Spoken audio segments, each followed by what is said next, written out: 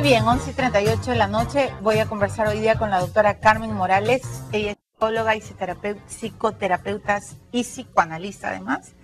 Lo más importante, además de todo su currículum clínico, es que es autora de un libro muy importante que se llama Trauma psíquico y trastorno del estrés postraumático.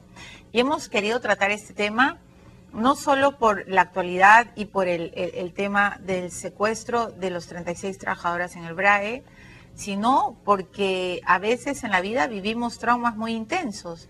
Por ejemplo, accidentes, encontramos muerto a un familiar, secuestran a uno de nuestros familiares, vivimos circunstancias que nunca en la vida hubiéramos querido vivir y eso deja secuela en nuestra psiquis. La doctora Carmen Morales nos va a ayudar a entender mejor qué hacer y cómo ayudar a esas personas. Doctora Morales, bienvenida. Encantada, bienvenida al programa. Gracias por la invitación de estar acá contigo. Muy bien, entonces hablemos primero, definamos cuándo estamos hablando de un trauma. ¿Cómo podemos llegar a cuándo una circunstancia se convierte en algo realmente traumático? Bueno, para algunas personas puede ser traumático y para otras no. Okay. Va a depender de la subjetividad de la persona. Un hecho que definitivamente deja secuelas traumáticas y nos dejó secuelas postraumáticas fue toda la época que escuchaba con el anterior, la época de Sendero. Que vivimos asaltos, vivimos robos, vivimos las explosiones. Estábamos asustados todos. Y eso yo creo que hasta ahora no está definido en una investigación de las secuelas, por ejemplo, de los limeños de estrés postraumático. No hablamos, es como un silencio. Lo vivimos todo, pero no lo compartimos. Y tal como escuchaba a Julio Pérez, las familias cambiaron mucho. Las familias se convirtieron en familias disfuncionales por el estrés que causó la pérdida de un ser querido, ¿no? La sensación de desprotección, de desamparo, de miedo, de terror y de horror. Ahora, eso como sociedad, yo creo que Perú efectivamente no ha sabido discutir todos los efectos y todas esas secuelas. O sea, somos generaciones enteras que vivimos aterrados, ¿no es cierto? Así es. Que teníamos la sensación de que si salíamos podía estallar un coche bomba. Pero hablemos más del entorno personal. Por ejemplo, una madre ve ahogarse a su hijo. Bueno, debe ser la sensación más espantosa del mundo por el sentimiento de culpa que genera. ¿En la madre? En la madre. ¿Por qué? ¿Por qué? Porque ella siente que ha podido salvar a su hijo, la impotencia, y se siente pues totalmente ya que perdió toda la capacidad de control, de perder a un hijo y perderlo delante casi de ella, por supuesto. Le va a dejar unas secuelas porque que en su vida las va a poder, digamos, las va a poder manejar en el sentido que no va a irrumpir en su vida cotidiana, pero podría también tener secuelas postraumáticas como las que, por ejemplo, intrusión del pensamiento. ¿Qué es intrusión del pensamiento? Que esa experiencia de ver a su hijo que se está ahogando en la piscina le va a repetir en cualquier momento del día, en cualquier circunstancia en que esté, y va a aparecer sin que ella lo quiera, sin que ella lo provoque. Es una de las ¿Y hasta secuelas. cuándo va a aparecer esa imagen? Puede ser, digamos, si no recibe un tratamiento psicoterapéutico, puede permanecer muchísimos años o no desaparecer. Va a depender también de la capacidad resiliente que tenga de enfrentar la situación y poder seguir adelante a pesar de lo vivido. Muy bien, doctora Morales, yo voy a citarle varias escenas que la hemos vivido y que además a nosotros hasta nos da nervios, ¿no es cierto? Hace poco, un patrullero, ¡boom!, ¿no? Se mete, atropella y bueno, mutila, en fin. Y la madre, en fin, la familia ve todo eso. Un incendio, la madre llega y sus hijitos se han quemado, están muertos. Un asalto, van dos delincuentes y disparan al padre, a la madre, a quien sea, y disparan delante de un familiar. Una persona se infarta delante de otra y se muere. Muy bien. Todo eso va a generar un trauma. Todo eso porque es totalmente inesperado y porque el grado de estímulo, de excitación del impacto es demasiado fuerte para el aparato psíquico.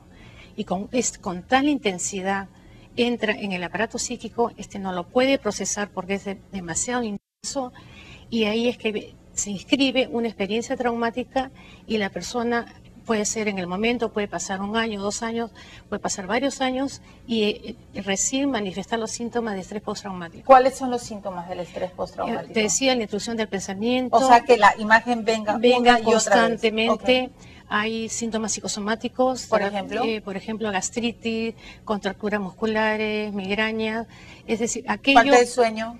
Insomnio, por la depresión que viene también, se tornan totalmente distraídos, desconcertados, utilizan demasiados mecanismos de defensa tipo la disociación, es decir, su mente se divide en dos.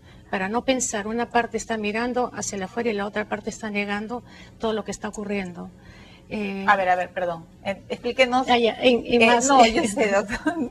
Además, yo los quiero mucho a ustedes, los psicoterapeutas, porque creo que nos ayudan muchísimo. ¿Cómo que disociación? ¿Cómo se divide el cerebro? ¿Qué es lo que pasa? Es un mecanismo de defensa para no querer ver aquello que te está doliendo tanto. Está el dolor acá instalado, pero tú dices, no está pasando nada, todo está bien, y lo está negando. Okay. Entonces, la mente, una parte de ella está conectada con aquello que es tan doloroso, de todo lo que tú has dicho, de todos esos incidentes que son los estímulos con mucha intensidad, y que al penetrar al aparato psíquico por esa intensidad se rompe. Eso quiere decir la disociación. Se divide en dos. Una parte está conectada con la realidad y la otra parte está negando aquello que no quiere ver. ¿Y a dónde se va esa parte? A lo más profundo de nuestra psique, al inconsciente, que después va a tener manifestaciones psicosomáticas o manifestaciones de depresión o manifestaciones de trastornos de personalidad o faltas de concentración, de atención. Hay pesadillas, insomnio. ¿Son recurrentes. Constantemente la persona te va a narrar que sus sueños son repetitivos y constantemente van a aparecer las experiencias del accidente, del asalto, del robo, de ver matar a alguien. Todo aquello que tú ves que está ocurriendo, no necesariamente a ti, pero lo estás viendo en otra persona. Y que tú no puedes hacer nada por salvar. Ya marca una experiencia traumática. Así lo define el DSM-4, como aquello que tú no necesariamente a ti te está ocurriendo, pero el hecho de verlo a un familiar, a un amigo que está una amenaza de muerte, que está en peligro, y tú lo estás viendo y no puedes hacer nada, ya se inscribe en el aparato psíquico como una experiencia traumática y suele presentar en la mayoría de los casos secuelas postraumáticas. Usted ha puesto en su libro que hay otro síntoma que significa respuesta exagerada. ¿Qué significa eso? Es, digamos, son sobresaltos, ¿no? O alguien te dice, pero ¿por qué estás de mal humor? Yo no estoy de mal humor, ¿no? O sea, la reacción no es la adecuada, sino simplemente estás sobreexcitado. ¿Llantos desgarradores? Llantos, he tenido pacientes en sesiones que aparentemente estaban en su momento de vida normal y agarran y rompen en un llanto, pero un llanto desgarrador, que uno tiene que quedarse unos segundos, unos minutos más con la persona más allá del tiempo para poder controlarla. ¿Por qué? Porque tocó algo que estaba ahí guardado y explota con una sensación de desgarro interno muy, muy fuerte. Y eso ya después se trabaja, qué es aquello que hizo que irrumpiera en ese llanto desbordante, ¿no? Muy bien, tengo que ir a una pausa, pero le tengo que preguntar algo. Ese infierno que vive la persona después de un postrauma puede perturbar a quienes están cerca. Definitivamente, ahí entra el papel de la familia. Si dentro de la familia un miembro ha sufrido un trauma psíquico y está presentando secuela postraumática, toda la familia se va a ver afectada. ¿Por qué? Porque somos una unidad dentro de una familia, es un sistema donde todo está relacionado. Y basta que uno esté con esta secuela, toda la familia se va a ver comprometida en este hecho, lamentablemente. Y hay que trabajar también con la familia, no solo con el paciente individual, sino con la familia, para que entienda tanto el paciente como la familia las secuelas que está presentando son secuelas normales. Lo que tenemos que tener en claro, y te agradezco mucho que me des la oportunidad, de poder explicarlo, que mucha gente cree que se volvió loca. Y esos son efectos normales de una experiencia traumática, porque eso va a pasar después. Pero la persona que lo vive o la familia que lo está viendo, dice, se loqueó. Y no estamos hablando de locura, estamos hablando de respuestas naturales frente a hechos que son demasiado intensos para que un aparato psíquico lo pueda tolerar. Muy bien. Muy bien, doctora Carmen Morales. Tenemos que ir a una pausa, pero al regresar hablemos de la solución. Hablemos de lo que podemos hacer, hablemos de cómo podemos ayudar a una persona que tiene un post-trauma. Vamos a ir a una pausa, estamos conversando con la doctora Carmen Morales, psicoanalista, psicoterapeuta, especialista, además, en lo que estamos tocando. ¿Qué pasa con la psiqui de una persona cuando tiene un trauma? ¿Cómo manejar el estrés postraumático? Ya regresamos.